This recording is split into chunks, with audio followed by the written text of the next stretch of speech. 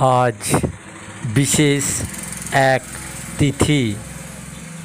এই তিথি হচ্ছে কৌশিকী অমাবস্যা তিথি।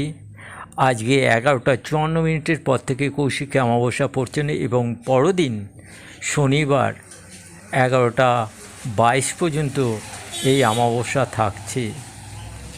যারা বিশেষ কিছু মঙ্গলের জন্যে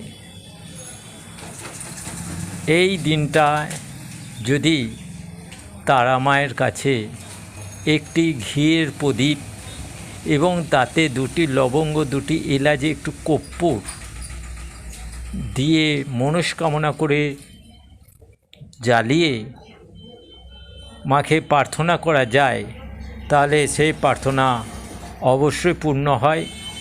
মা আজকের দিনে পৃথিবীর ধরাধামে আবির্ভূত হয়েছিলেন।